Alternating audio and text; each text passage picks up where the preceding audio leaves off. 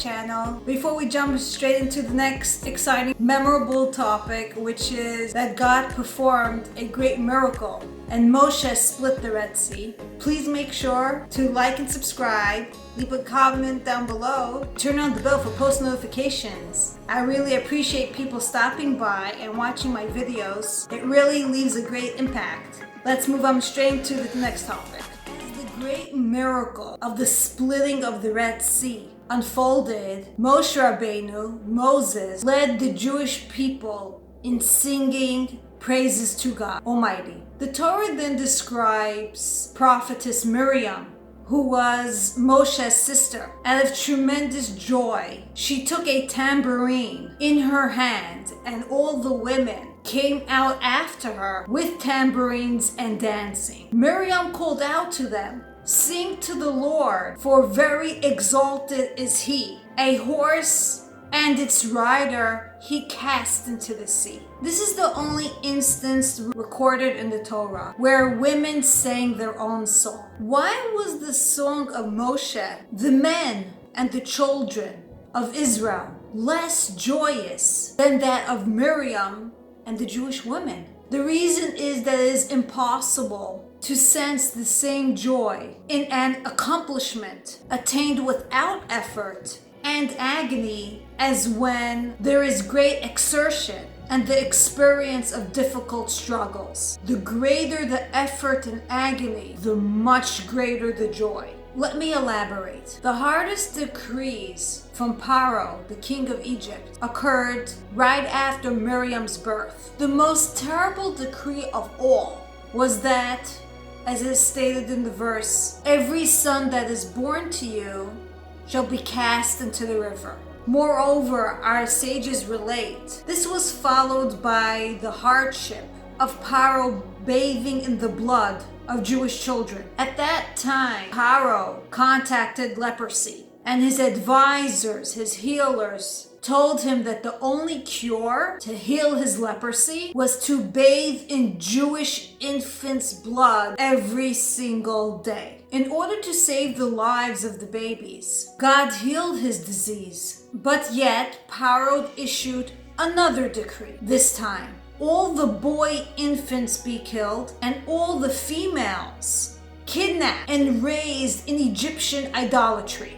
Why did Pharaoh attack the females and allow them to live? For one purpose, in order to be raised in an Egyptian lifestyle, culture, in order to kill their souls. To destroy the soul is harsher than killing the body. For spiritual death is way lot worse than physical death. Already from those days until today, the whole core root essence of education being passed down from generation to generation is the mother. Whatever values she installs in her home, that gets passed down to the children. We elaborate a lot about this topic in the talk titled, "Have we lost the proper chinuch education?" Now back to what we were discussing, the events Jewish mothers had to endure, watching their children, boys being physically killed, girls, potential for spiritual death. Pharaoh's intention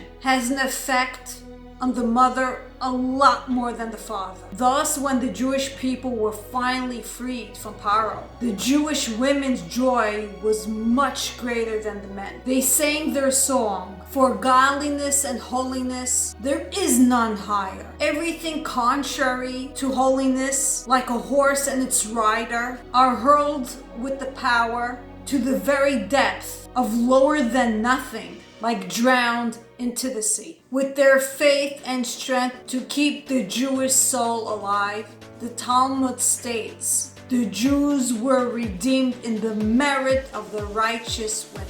How do we apply this in our day-to-day lives today? The Jewish way of life is to educate a child with Torah and mitzvos, commandments, right after birth. As soon as a Jewish child is born, his environment, the society, it depends which one, comes and argues, "Update yourselves and be involved with the world. Don't focus on Jewish education. Live like the rest of us. Perhaps keep the basics, but there's no need to invest.